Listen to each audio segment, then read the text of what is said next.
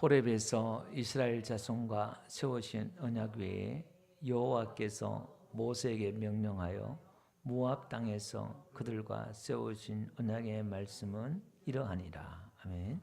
여기 보니까 호렙이란 것은 신의 산이죠.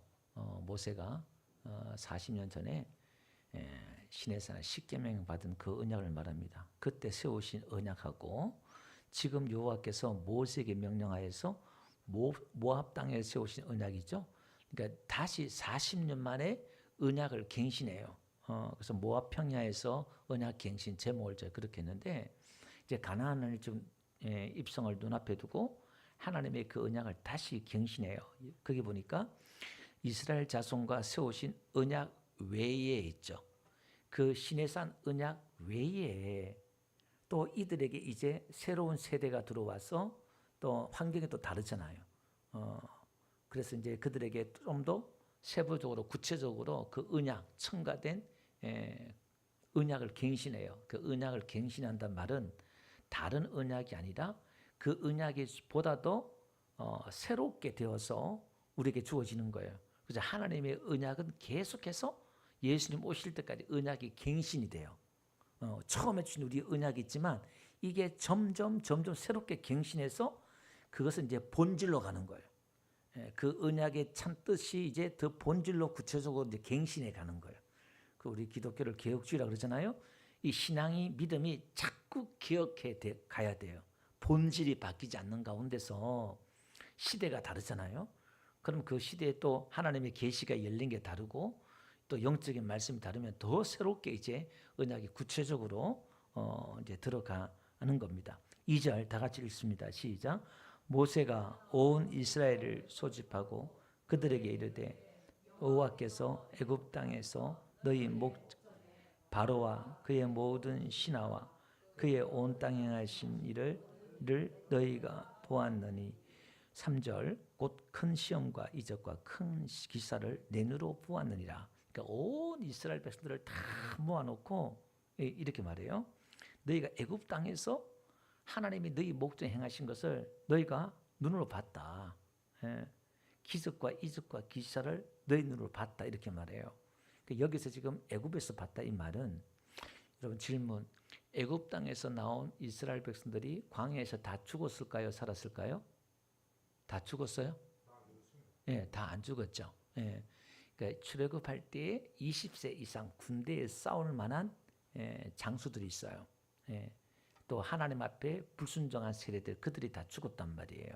그러니까 애굽 땅에서 또 20세 들어가지 군사로 전쟁에 나가지 않는 속하지 않는 사람들 그 사람들은 살았죠. 그래서 레기에서도 보면 남자는 20세에서 50세까지의 남자들은 성전 세겔로 50세겔을 내요. 그 20세 이하는 15세겔, 여자들은 15세겔, 또 60세 이상 사람들은 또 몇 세겔 이렇게 달라요. 내는 게.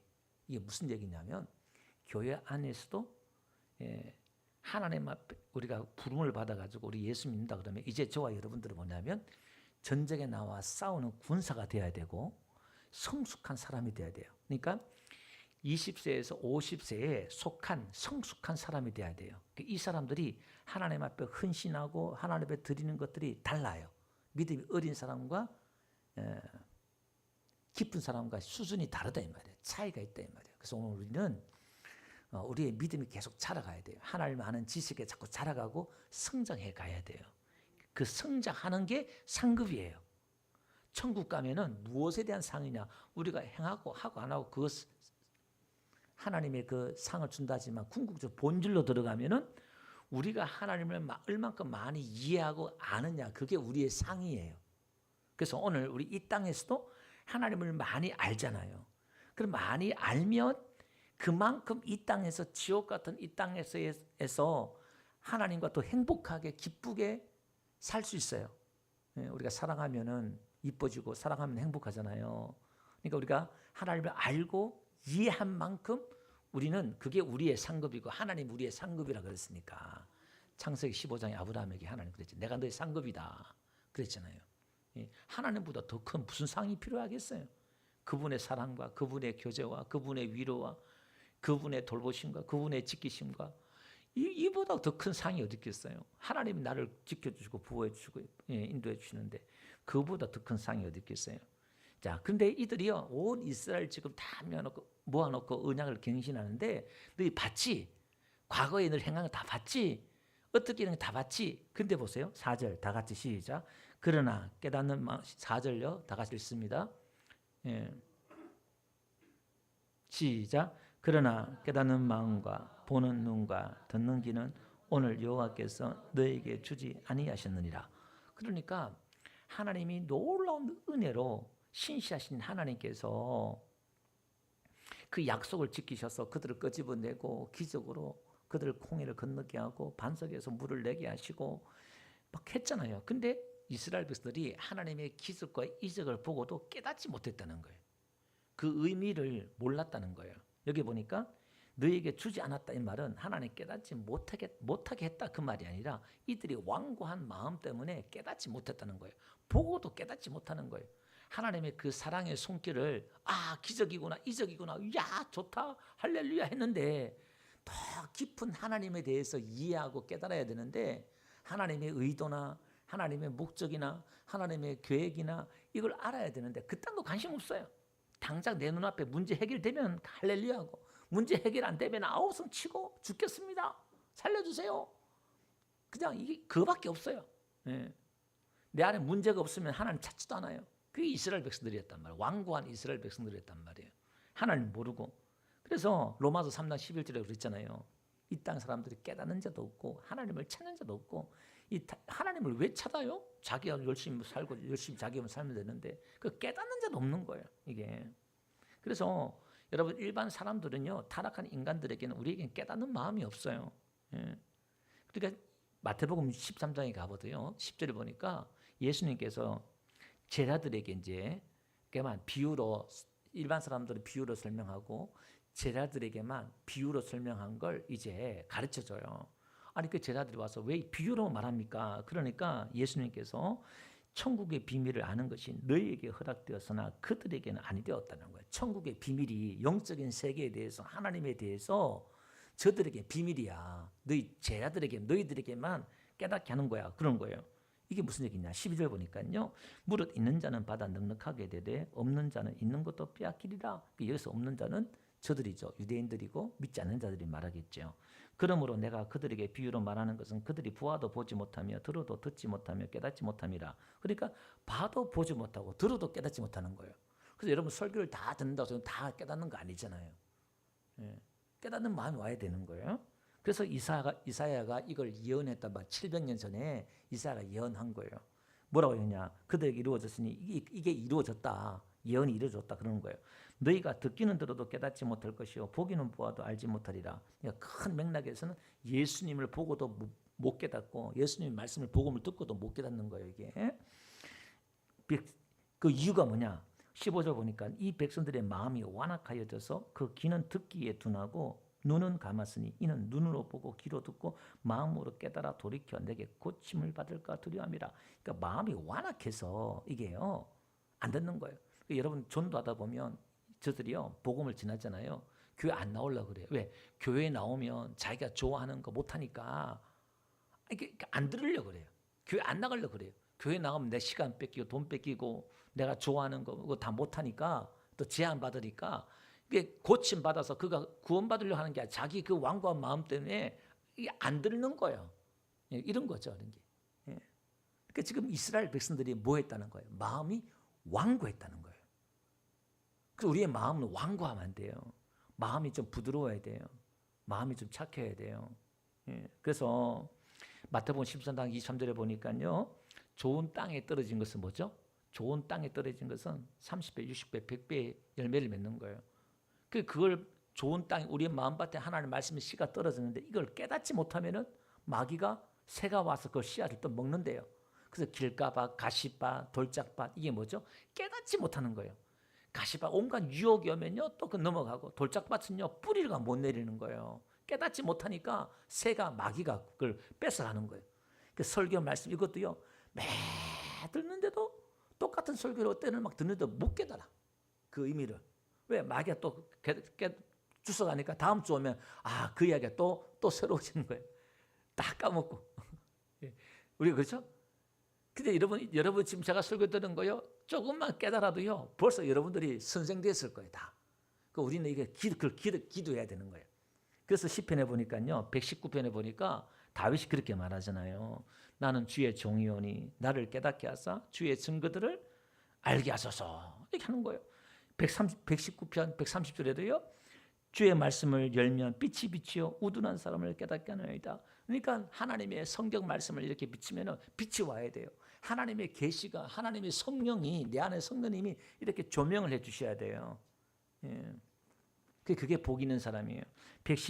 144절에도요. 주의 증거들은 영원히 의로우시니 나로 하여금 깨닫게 하사 살게 하소서. 하나님의 그 증거의 말씀을 깨달을 때 내 영이 사는 줄로 믿습니다.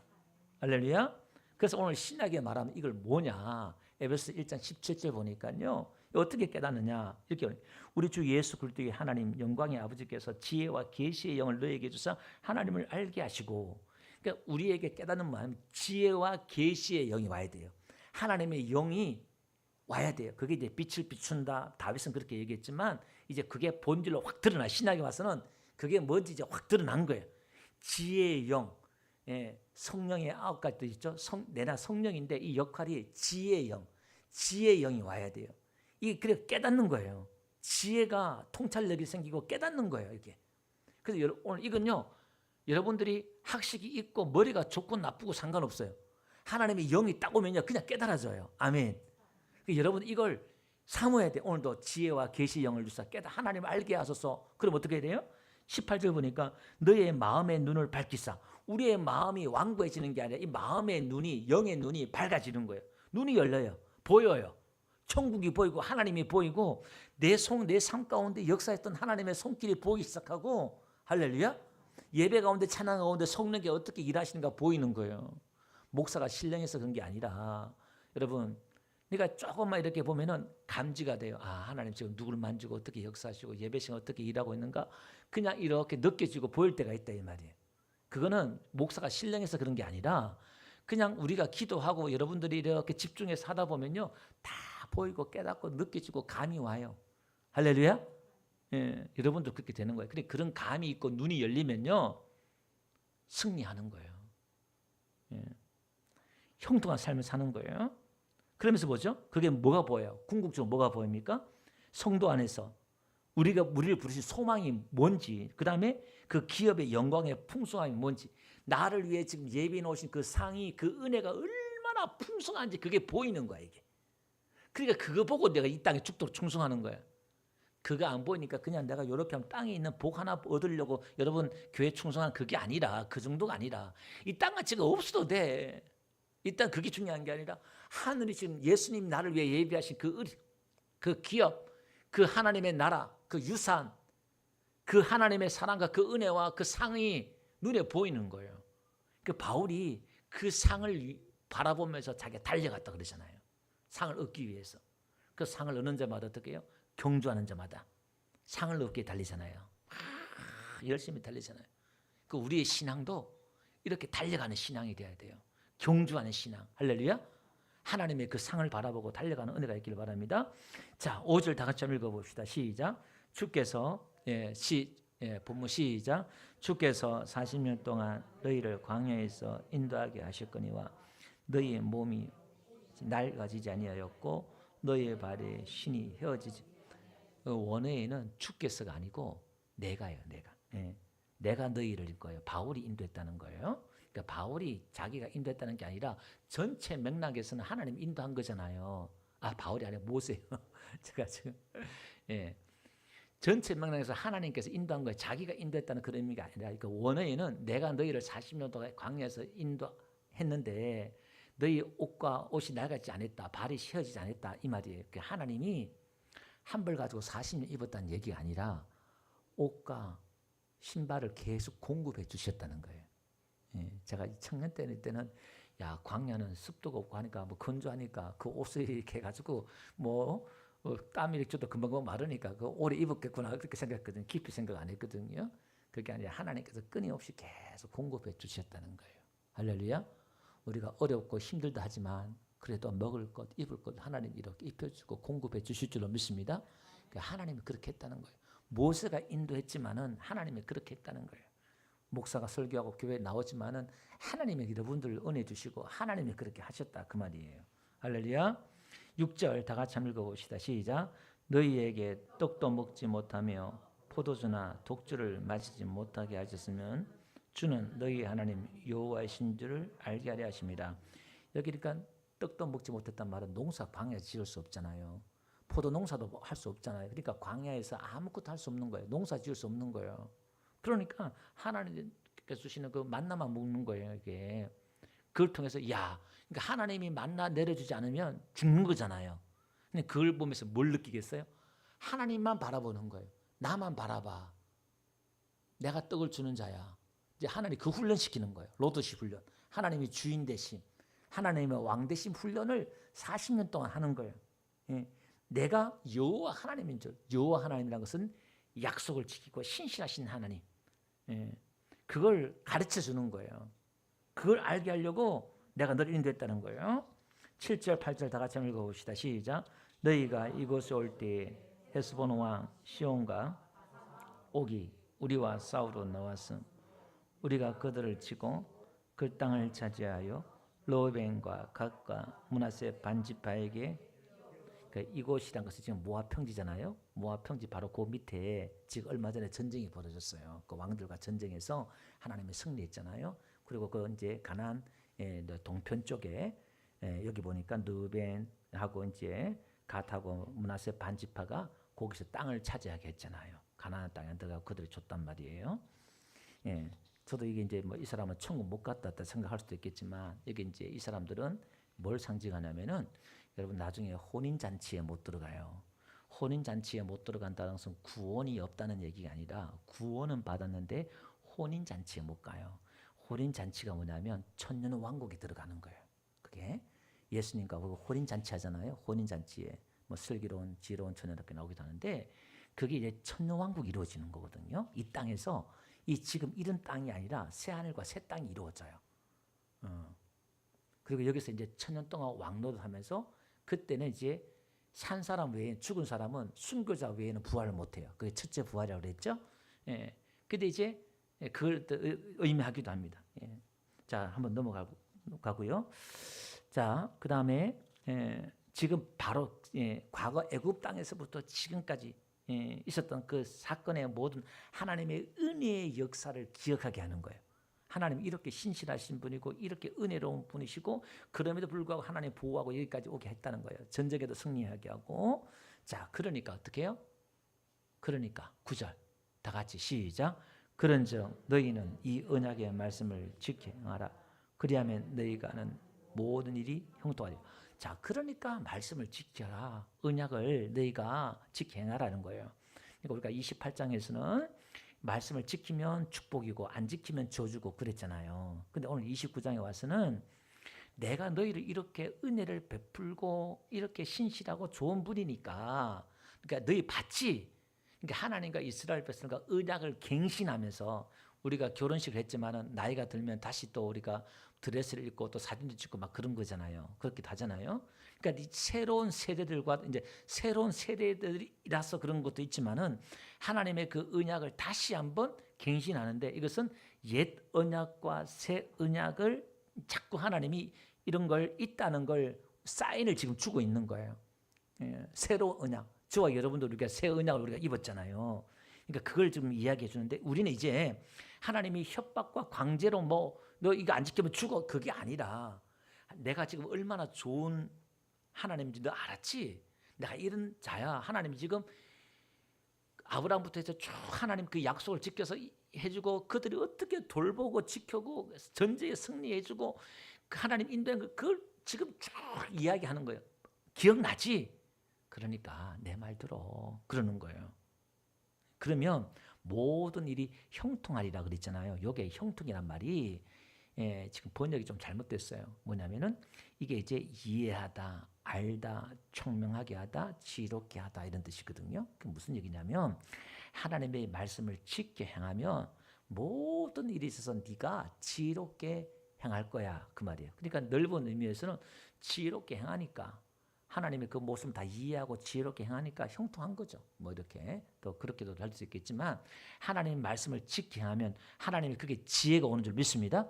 내가 어떻게 해야 돼? 지혜가 오는 거예요. 그래서 요셉도 다윗도 그 지혜롭게 행하니까 인정받아서 승승장구 성장하는 거예요. 예, 직장에서도 상사한테 인정받고 막 그러는 거예요. 그 우리가 신앙으로 믿음으로 오늘 영상에 보시는 분들이 있다면 우리가 어느 젊은 청년들이 있다면 하나님의 말씀을 신실하게 지키면 하나님이 지혜를 줘요. 지혜롭게 행하게 하십니다. 할렐루야. 예.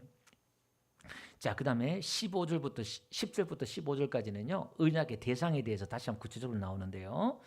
온 이스라엘 모았다 했잖아요. 2절에. 그 이제 온 이스라엘 누구냐? 10절 나와요. 다 같이 한번 읽어 봅시다. 시작.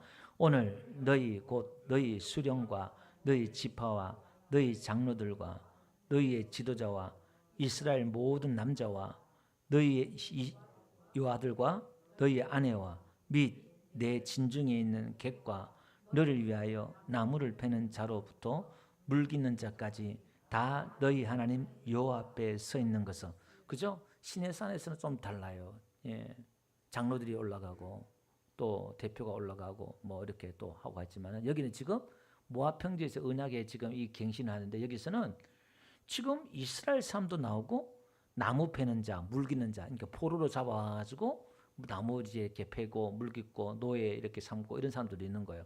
다 그들과 언약을 하는 거예요. 모든 사람들과 지금 다 남녀 불문하고 예, 모든 사람들 다 빈부귀천을 다 초월해서 다 이제 하는 거예요. 이건 신약의 구원의 예표예요.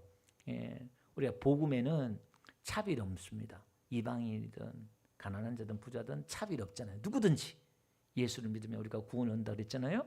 그걸 지금 여기서 여기 이 장면에서 지금 보여주는 거예요. 그러니까 유대인들은 자기들만 선민이고 자기들만 구원은 자기들에게만 있다. 아브라함의 자손에게만 구원이 있다. 이렇게 선민 사상 갖고 있거든요.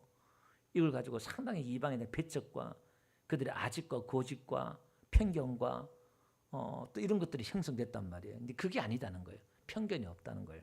예. 자, 12절요. 다 같이 한번 읽어봅시다. 시작. 내 하나님 여호와의 언약에 참여하며 또 여호와께서 오늘 내게 하는 맹세에 참여하여. 여기 보니까 여호와의 언약의 맹세에 참여한다 이렇게 나오죠. 여기에 참여한다 이 말은 뭐냐면은 지나가다, 건너가다, 통과하다는 거예요. 여호와의 언약에 지나가게 하고 건너가고 통과하다는 거예요. 무슨 말인지 알겠죠? 언약을 맺을 때 짐승을 반쪽에서 지나가는 거예요. 통과하는 거예요. 거기에 이제 지금 온 사람들, 이스라엘 속한 그 땅에 있는 모든 남녀노소 할 것 없이 모든 사람들을 다 지금 언약을 하는데 거기에 이제 참여하게 완전하게 지나가게 하는 거예요. 언약식을 지금 하는 거예요. 그리고 이제 이걸 언약을 맺는 순간 뭐가 있느냐? 사랑에는 의무와 책임도 따라오잖아요. 우리가 사랑한다면 의무와 책임, 결혼이라는 게 그런 거잖아요. 결혼만 하면 다냐? 거기는 의무와 책임이 있잖아요. 그러니까 하나님과의 그 언약 속에는 내가 이런 사랑의 관계 속에서 두려워 협박해서 지금 언약이 하는 게 아니라 하나님의 그 사랑을 먼저 고백했잖아요. 하나님의 그 사랑을 보여주고 그 사랑을 이스라엘 백성들이 고백을 하고 이제 언약식을 맺는 거예요. 그걸 이제 참여하게 한다는 거예요. 지나가게 한다는 거예요. 이렇게. 그 다음에 그렇게 하신 이유가 뭐냐? 언약의 핵심은 뭐냐? 13절요. 다 같이 한번 읽어봅시다. 시작. 여호와께서 내게 말씀하신 대로 또 내 조상 아브라함과 이삭과 야곱의 맹세하신 대로 오늘 너를 세워 자기 백성을 삼으시고 그는 친히 내 하나님이 되려 하시. 그러니까 언약의 핵심은 변하지가 않아요. 아브라함, 이삭, 야곱 지금 500년 전부터 아브라함부터 지금 하나님이 언약을 맺었던 그 언약의 본질은 같다는 거예요. 뭐죠? 너는 내 백성, 나는 너희 하나님 되겠다는 거예요. 이게 하나님이 우리의 왕, 우리의 아버지, 우리의 주인 되겠다는 거예요. 이런 은혜가 어디 있어요? 하나님이 우리를 하나님의 백성으로 삼아주고 인정해 주겠다는 거예요. 아멘. 예, 핵심은 이겁니다. 지금 이 언약을 맺는 거예요. 이 언약. 14절 다 같이 한번 읽어봅시다. 시작. 내가 이 언약과 맹세를 너희에게만 세운 것이 아니라, 그죠? 너희에게만 하는 게 아니라 15절 시작. 오늘 우리 하나님 여호와 앞에 하나님께서 우리와 함께 여기 서 있는 자와 오늘 우리와 함께 여기 있지 않은 자의 그죠? 눈치채셨죠? 신약 시대 때까지 열방을 향하여 이 언약이 확장되는 걸 미래 태어날 후손들에게까지 적용된다는 것을 지금 우리에게 가르쳐주고 있습니다. 그 다음에 16절 29절부터는요. 이제 이 언약식을 맺었잖아요. 하나님이 이 사랑의 언약을 맺었잖아요. 그럼 이제 이 언약을 파기하면 이 언약을 깨면은 어떤 저주가 어떤 벌이 있는지 설명하는 거예요. 자 16절요. 다 같이 한번 읽어봅시다. 시작.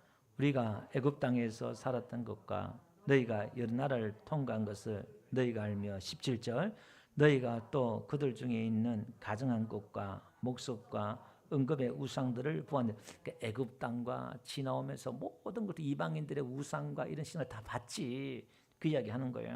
네. 그 다음에 18절요. 시작. 너희 중에 남자나 여자나 가족이나 집하나 오늘 그 마음이 우리 하나님 여호와를 떠나서 그 모든 민족의 신들에게 가서 섬길까 염려하여 독초와 쑥의 뿌리가 너희 중에 생겨서 이게 뭐냐면 독초와 쑥의 뿌리란 것은 우상을 섬기는 거예요. 우상을 숭배하는 자들이 이런 게 생기는 거예요. 19절 이 저주의 말을 듣고도 심중에 스스로 복을 빌어 이르기를 내가 내 마음이 완악하여 젖은 것과 마른 것이 멸망할지라도 내게는 평안이 있으리라 할까.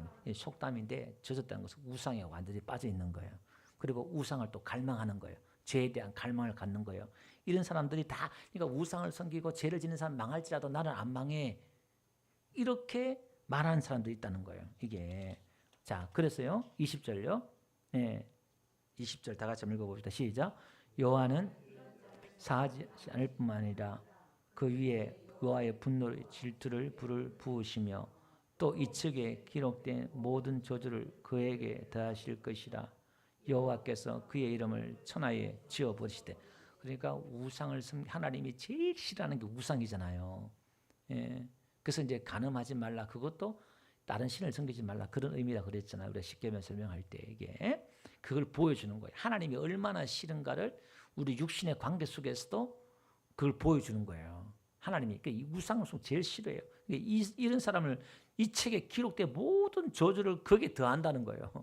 이게 그다음 21절 보니까요. 여호와께서 곧 이스라엘 모든 지파 중에서 그를 구별하시고 이 율법책에 기록된 모든 언약의 저주제대로 그에게 화를 더하시리라.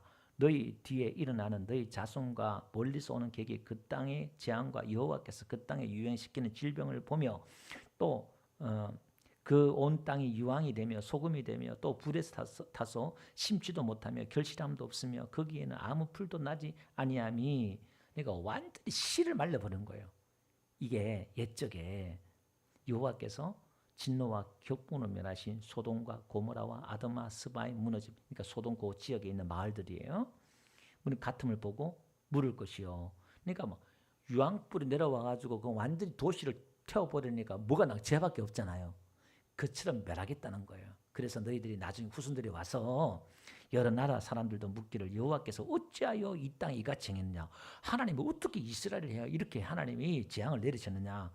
이같이 크고 명렬하게 노하시면 무슨 뜻이냐. 그러면 25절 다 같이 시작. 그때 사람들이 대답하기를 그 무리가 자기 조상의 하나님 여호와께서 그들의 조상을 애굽에서 인도하여 내실 때에 더불어 세우신 언약을 버리고 가서 자기들이 알지도 못하고 여호와께서 그들에게 주시도 아니한 다른 신들을 그들을 섬기고 절한 까닭이라. 그러니까 언약을 버리고 다른 신을 쫓아갔기 때문에 이들이 쫄딱 망했다는 거예요. 시도 없이 다 말라 심판받았다는 거예요. 그 이유가 그거는 거예요. 하나님의 샘플로 보여준다 이 말이에요. 그래서 우리는 언약을 알아야 돼요. 우리에게 주어진 언약이 예수님과 나와 결혼했는데 이 결혼에 대한 계약서가 있단 말이에요. 그 언약이 뭐냐. 우리 그걸 알고 우리는 지켜야 돼요. 그 우리 안에 이 탐심이 우상 숭배를 했잖아요.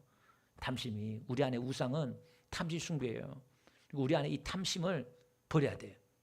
그 여러분들 교회에 나와서 시험 드는 게 뭘까요? 탐심 때문에 시험 들어요. 예. 우리 어르신들, 박계 성도님도 우리 현명 성도님도 절대 예배 실패하지 마요.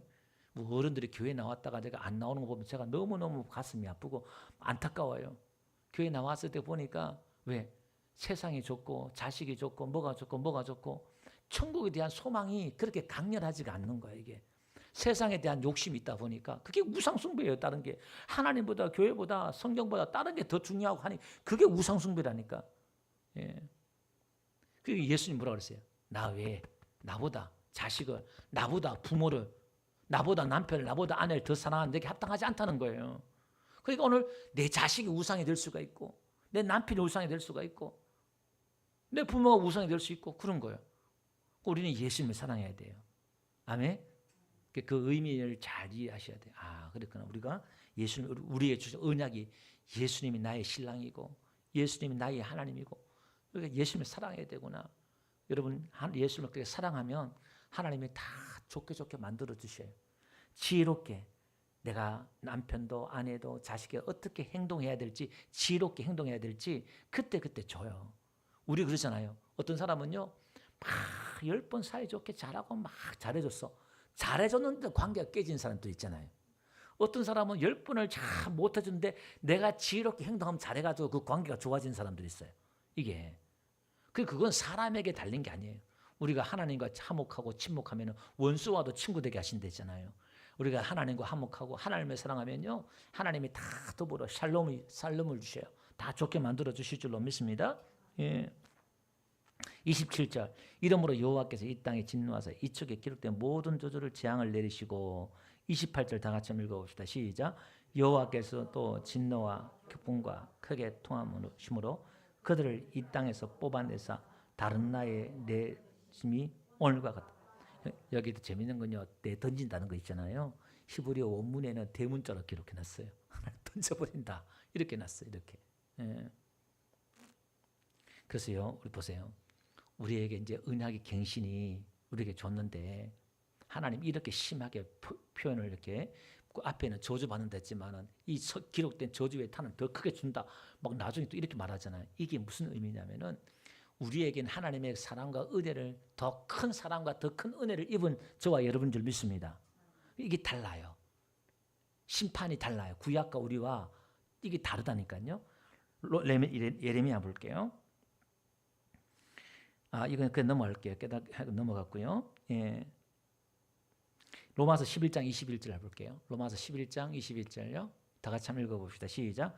하나님이 원 가지들도 아끼지 아니하시는즉 너도 아끼지 아니하시. 이게 무슨 얘기냐면은 하나님이 언약을 파괴하는 자는요. 언약을 깨트린 자는 원 가지가 이스라엘이에요. 이스라엘 백성들 하나님 버렸잖아요.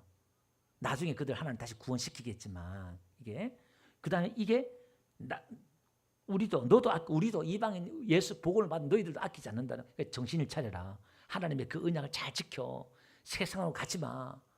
나를 버리고 가지 마. 그런 얘기예요. 히브리서 10장에 볼게요. 26절 보니까 우리가 진리를 아는 지식을 받은 후 짐짓 죄를 범한 적 다시 속지 않은 제사. 우리가 복음을 받아가지고 죄를 짓잖아요. 이걸 속하는 제사가 없대. 이제 이거는 예수를 버리는 거예요. 예수님의 그 언약을 내가 파기시키는 거예요. 여러분이 죄를 지면 용서받는 기회가 없다 그런 얘기 아니라 내가 이 복음을 버리면 예수님을 버리면 다시 이제 구원을 얻을 길이 없다 그 말이에요. 오직 무서운 마음으로 심판을 기다린 것과 대적하는 자를 태울 맹렬한 불만이 있으리라.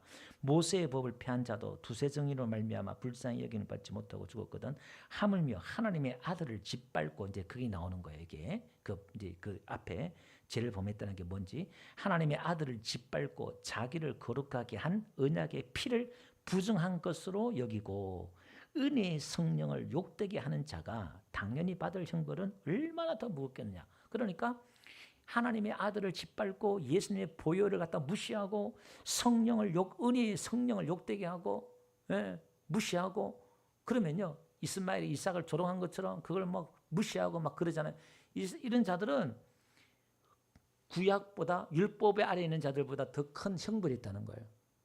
단계가 달라요. 이게 히브리서 12장을 볼게요. 거기 보니까요. 모세가 시내산에서 40년의 식대를 받을 때 하나님이 임재할 때 땅이 진동하고 이스라엘 백성들이 막 나팔 불고 나팔 소리가 들리고 땅이 진동하니까 우리에게 말씀하지 마. 우리가 무서워서 못 듣겠습니다. 모세에게 말씀하십시오. 그리고 이스라엘 백성들이 벌벌 떨었잖아요. 근데요. 26절 보니까요. 그때는 이렇게 나와요. 26절 보니까 그때는 그 소리가 땅을 진동하니까 그 시내산에서 십계명 받을 때 땅이 진동했잖아요. 이제는 예, 약속하여 이르되 내가 또 한 번 땅만 아니라 하늘도 진동하리라. 이제 땅만 진동가 아니까 하늘도 진동한다는 거예요. 이게 그 심판이 무섭다는 거죠. 이게. 예. 그래서 데살로니가후서 1장 8절 9절 다 같이 한번 읽어봅시다. 시작. 하나님을 모르는 자들과 우리 주 예수의 복음에 복종하지 않는 자들에게 형벌을 내리시리니 이런 자들은 주의 얼굴과 그의 힘의 영광을 떠나 영원한 멸망의 형벌을 받으리로다. 아멘. 우리는 정신을 바짝 차려야 되는 게 뭐냐면 오늘 우리는 구약 사람들보다 성도들보다 더 훨씬 놀라운 은혜를 저와 여러분들이 입었습니다.